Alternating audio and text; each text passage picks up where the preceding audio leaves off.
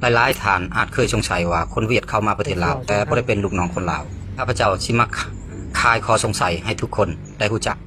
ไปฟังกันเลยข้อที่1คนเวียดเข้ามาประเทศลาวในสถานะต้นทุนและการลงทุนให้คนเวียดเข้ามามักจะมาในรูปแบบผู้ประกอบการหรือนักลงทุนเอาเจ้านำเอาเงินทุนมาเปิดกิจการเองเพราะว่าจะเป็นร้านอาหารอู่ซ่อมแปลงร้านเสริมสวยหรือบริษัทก่อสร้างเมื่อเขาเจ้าเป็นเจ้าของทุนเขาเจ้าจึงมีสถานะเป็นนายจ้างโดยธรรมศาสตร์อันนี้ก็เป็นความคิดของลุงดาวแหลกนะครับที่มาว่าถึงที่กลุ่มจีนแล้วก็เวียดนามนะครับที่เข้ามาในประเทศลาวในฐานะ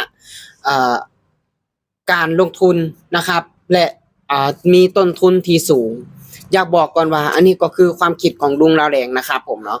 ซึ่งเขาบอกว่าบ่ได้เข้ามาในฐานะเป็นลูกจ้างของคนลาวและมาในฐานะเป็นนายจ้างของคนลาวสบายดี FC ทางฝั่งไทยฝั่งลาวนะครับผมนะครับคิดเห็นกันจังใดนะพี่น้องเกี่ยวกับคำเว้าของลุงคนนี้นะครับซึ่งเขาบอกว่า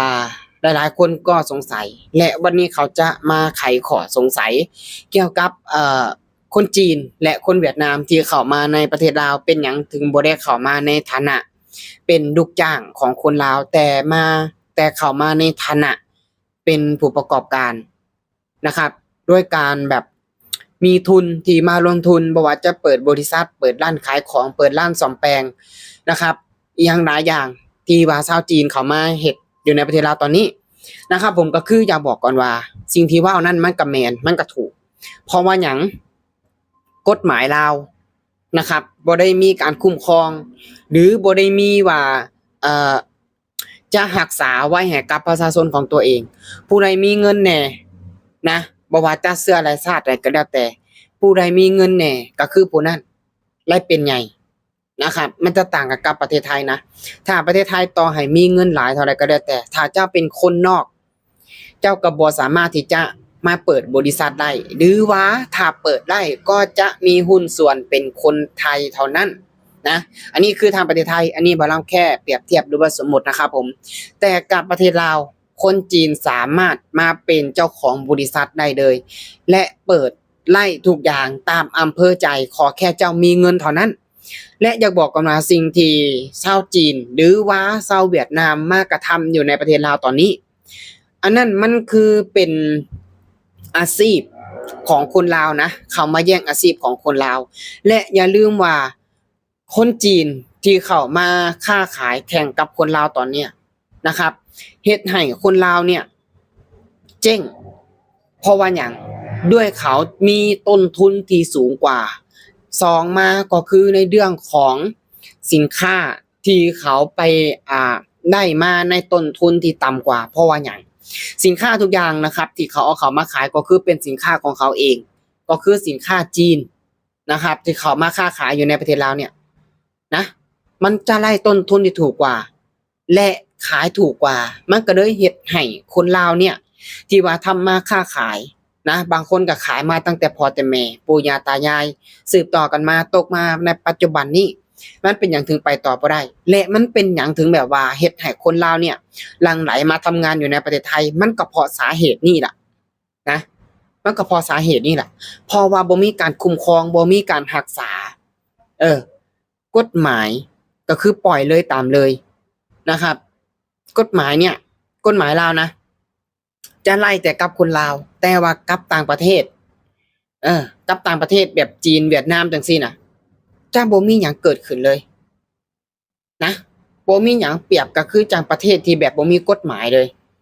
อันนี้บ่าวลำก็ขออนุญาตนะครับทางผู้ใหญ่บ่าวลำก็ขออนุญาตอันนี้มันคือเรื่องจริงเลยนะและเฮ็ดให้คนลาวเนี่ยเจ้าของกิจการของคนลาวนี่บางคนนะครับเปิดห้างซ่อมแปลงมาแบบ10-20ปีเปิดห้างซ่อมแปลงมาตั้งแต่สมัยพ่อตกมาสมัยลูกปัจจุบันเนี่ยมันไปต่อบ่ได้เพราะว่าหยังเพราะว่าจีนเข้ามาเปิดแข่งนะครับและในเรื่องของอะไรเขาก็เอาอะไรจีนของเขามาใส่มันเฮ็ดให้ต้นทุนที่ถูกกว่าแต่กับคนลาวนะครับมันแพงกว่าจริงแต่ว่าในเรื่องของคุณภาพสินค้าอหย่างต่างๆนะมันก็จะเฮ็ดให้แบบมีราคาที่สูงกว่า และเฮ็ดให้คนลาวบางกลุ่มเนี่ยนะครับขาดความคิดขาดคตินะครับขาดสติที่แบบว่าอยากได้แต่ของถูกของดีคือจะบอกก่อนว่าของถูกอ่ะบ่มีดีดอกนะโดยเฉพาะเป็นของจีนของเวียดอันนี้บ่นำบ่ตรงๆเลยนะบ่มีดีบ่มีคุณภาพแต่เป็นอย่างคนถึงซื้อเพราะว่าเขาเลือกซื้อที่ว่าในต้นทุนที่ถูกกว่านะครับหนึ่งมากก็คือในเรื่องของเงินเฟ้อค่าครองชีพสูงเงินเดือนต่ำมันเฮ็ดให้คนลาวเนี่ยนะมันเฮ็ดให้คนลาวเนี่ยเลือกสินค้าที่ถูกกว่านะครับจนลืมนึกถึงคุณภาพนะครับจนลืมนึกถึงว่าคุณภาพของมันเนี่ยมันดีหรือบ่ดีนี่ล่ะที่เห็นให้คนลาวเฮาน่ะมันไปต่อบ่ได้มันเฮ็ดให้จีนเนี่ยขึ้นมาครอบครองประเทศลาวแล้วตอนนี้นะสิ่งที่ลุงคุเว้าอ่ะถามว่ามันถูกบ่มันก็ถูกว่าจีนเนี่ยเข้ามาบ่ได้เข้ามาในแบบว่ารูปแบบเป็นลูกจ้างของคนลาวแต่เข้ามาในรูปแบบเป็นนายจ้างคนลาวเข้ามาในรูปแบบนายทุนนะครับซึ่งเขามีเงินแล้วก็มีทุนมาลงทุนเปิดกิจการอยู่ในประเทศลาวที่จริงแล้วนะครับดัดทางผู้ใหญ่ในประเทศลาวเนาะก็ควรที่จะแบบรักษาไว้ให้กับคนลาวบ่ว่าจะมีหยังเกิดหยังขึ้นก็แล้วแต่ประชาชนในประเทศผู้ที่เสียภาษีนะครับต้องมาก่อนอันนี้บ่ดำก็อยากให้เบิ่งประเทศไทยเป็นตัวอย่างนะอยากให้เบิ่งประเทศไทยเป็นตัวอย่างอันนี้บ่ดำคืออยากให้เบิ่งซื่อๆเลยนะเพราะว่าหยังนะครับอันนี้มันสำคัญแฮงเฮ็ดให้ประชาชนเนี่ยอยู่ได้ไปรอดอยู่ในประเทศเห็นบ่เบิ่งคือประเทศไทยนะอันนี้บ่ดำก็ขออนุญาตพี่น้อง FC ทางฝั่งไทยเนาะเป็นหยังคนไทยถึงบ่ค่อยออกจากประเทศหาเงินภายในประเทศเปิดร้านขายของเปิดกิจการเป็นของตัวเองนะครับเพราะว่าหยังเพราะว่าอาชีพนะครับบ่ได้มีผู้ใดเข้ามาแย่งชิงก็คือมีคนไทยด้วยกันแค่นั้นเองหรือว่าถ้ามีคนต่างชาติมีก็มีหน่อยหรือว่าถ้ามีก็มีหุ้นส่วนเป็นคนไทยแต่กับจีนทำตัวเดียวโดดๆแถมมาเบ่งมาใหญ่มาใช้อำนาจอยู่ในประเทศลาวเฮ็ดให้คนลาวเนี่ยไปต่อลำบากการค้าขายเนี่ยไปต่อบ่ได้นะครับนี่ล่ะคือสาเหตุที่ว่าเฮ็ดให้คนลาวเนี่ยปิดกิจการแล้วมาทำงานมาเป็นลูกจ้างอยู่ในประเทศไทยเนี่ย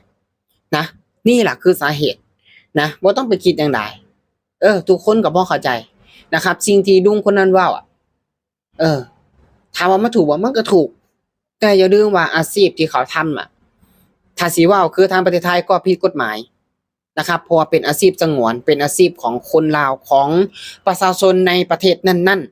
ๆจงเข้าใจในจุดนี้ด้วยนะบ่ต้องไปเว้าแบบว่าจะเข้าข้างเขาฝ่ายเดียวอิหยังมันก็บ่ได้นะมันเป็นไปบ่ได้ดอกไปนั่นน่ะนะแต่ก็นั่นก็ขอฝากไว้นำนะครับพ่อแม่พี่น้อง FC ทางฝั่งไทยฝั่งลาวเนาะก็ขอขอบคุณนะครับผมที่ติดตามรับชมคลิปนะครับสำหรับคลิปนี้บ่าวลำก็จะขอฝากไว้แค่นี้เนาะขอขอบคุณครับผม